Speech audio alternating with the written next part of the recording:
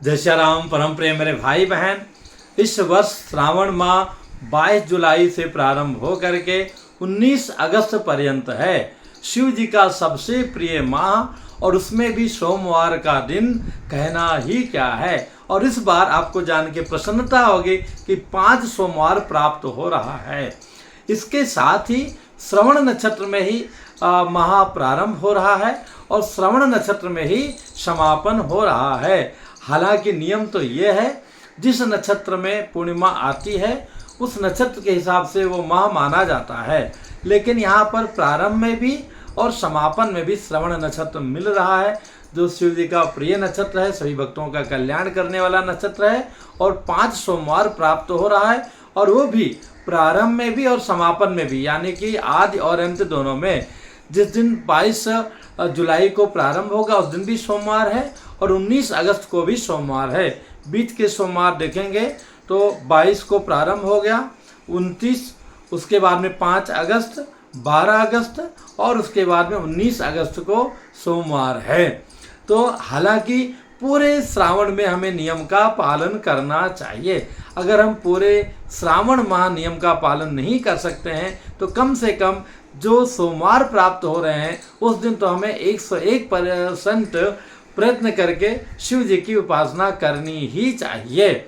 तो नियम क्या है मेरे भाई बहन, जो पूरे श्रावण माह नियम करना चाहते हैं कि पूरे श्रावण माह लहसुन, प्याज, कुंदरू, बैगन, मांस, मदिरा इत्यादि का त्याग करते हुए ब्रह्मचर्य का पालन करते हुए रहना चाहिए। जो नियम करें न करें उन सभी के लिए आया है श्रावणे वर्जे छाकम। श्रावण माह में साग मतलब हरी सब्जियां, पत्तेदार सब्जियां विशेष करके सोवा है, मेथी है, पालक है इत्यादि जो है नहीं खाना चाहिए, क्योंकि कीड़े पतंगे अत्यधिक मात्रा में आ जाते हैं।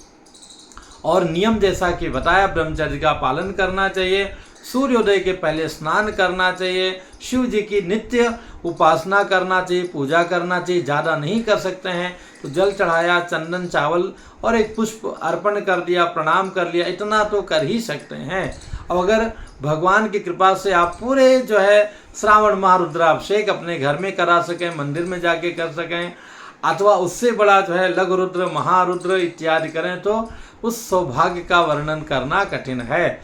शिव जी का अत्यंत प्रिय माह है, इसका हमें पूरा लेना चाहिए। जो हमारी बहनें हैं, बच्चियां हैं, जिनके विवाह में अड़चन है अथवा शिव जी को प्रसन्न करने के लिए नियम करती ही हैं, पर उसमें भी अगर 16 सोमवार का व्रत करना चाहती हैं तो श्रावण माह में उठा लें, कहना ही क्या है। और इसमें आपको डबल लाभ मिल जाएगा, डबल क्या ट्रिपल लाभ मिल जाएगा। एक तो आपको जो है 16 सोमवार व्रत करने का मिलेगा, श्रावण सोमवार का व्रत करने का मिलेगा और श्रावण माह का नियम पालन करने का मिलेगा। तो ट्रिपल लाभ आपको इसमें उठाने से मिल जाएगा। तो जो अभी तक नहीं उठाई है व्रत, वो श्रावण माह में 16 सोमवार का व्रत शुभारंभ कर दें। किसी कारण से पहले सोमवार को पीरियड्स वगैरह आ गया है तो फिर अगले सोमवार को उठा दें।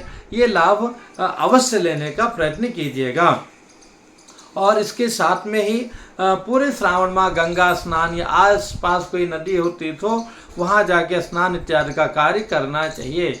यही नहीं, शिव महापुराण है, पूरे श्रावण माह उसकी कथा सुनना चाहिए। ये भी नहीं कर सकते हैं तो जो सबसे इजी है, सरल है, जो हर व्यक्ति कर सकता है, ओम नमः शिवाय का जाप हर व्यक्ति कर सकता है पूरे श्रावण में कम से कम मिला करके।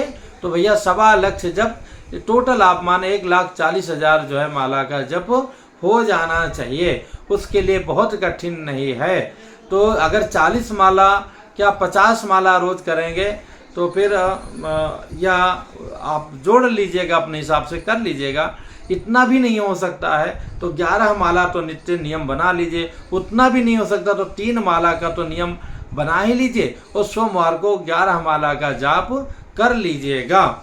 इसमें और भी अच्छी बात है कि जब शुभारंभ हो रहा है यानी कि 22 जुलाई को, तो 22 जुलाई का जो मुहूर्त है वो भी बहुत ही अच्छा है, सर्वसिद्धि योग है। और इसके साथ में 2-3 योग प्राप्त हो रहा है जो कि बहुत ही शुभ योग है, प्रीति योग है, सर्वार्थ सिद्ध योग है, जो आपकी सभी प्रकार की कामनाओं को पूर्ण करेगा उस दिन अगर हम लोग नियम प्रारंभ कर देते हैं। किसी कारण से आप बीमार हैं या बहुत बच्चे हैं, बुजुर्ग हैं, नियम पालन नहीं कर सकते हैं, तो कम से कम लहसुन, प्याज, मांस, मदिरा का तो त्याग करना ही चाहिए। जो 101% नियम करते हैं उनको तो भैया सेविंग वगैरह भी नहीं कराना चाहिए। बाकी चलो ऑफिस गोइंग है, मजबूरी है तो सेविंग वगैरह कर लिया, पर अन्य सांसारिक जो चीज़ें हैं वो नहीं करना चाहिए। दूसरी बात, बाहर का चीज़, दूसरे यहाँ का वस्तु जो है ग्रहण नहीं करना चाहिए। और सोमवार के दिन अगर पूजा तो करना ही है, उसमें भी प्रातः कीजिए, लेकिन संध्या वेला में प्रदोष काल में करेंगे तो सोने में सुहागा है, अनंत पुण्य फलदायी है। दिन भर व्रत रहिए, संध्या काल में पूजा कीजिए। पर अगर संध्या को आप विलंब से आते हैं तो प्रातः विधिवत कर लीजिए और शाम को जो है आके कपड़ा चेंज करके और फिर यथासंभव आरती इत्यादि कर सकते हैं। इसमें पार्थिव शिव जी का भी बड़ा महत्व है। पार्थिव शिवलिंग बना सकते हैं। कैसे कैसे पार्थिव शिवलिंग बनाना चाहिए, किस दिन कैसे क्या करना चाहिए, स्वयं पूजा कैसे करें इत्यादि पूरा वीडियो आपके चैनल पर है। और श्रावण से संबंधित पूरा प्लेलिस्ट में इस वीडियो के नीचे डाल दूंगा, जिसको टच करके आप श्रावण से संबंधित अन्य वीडियो को प्राप्त कर सकेंगे। पुनः मिलूंगा एक नई जानकारी के साथ में। जो भी कुछ आपके अंदर इस श्रावण माह के विषय में संदेह हो कमेंट्स कीजिएगा, बताने का प्रयत्न करूंगा। जय सिया राम। और मेरे भाई बहन वीडियो ठीक लगे थोड़ा शेयर वगैरह भी कर दिया कीजिए, लाइक तो आप लोग करते ही हैं। जय सिया राम।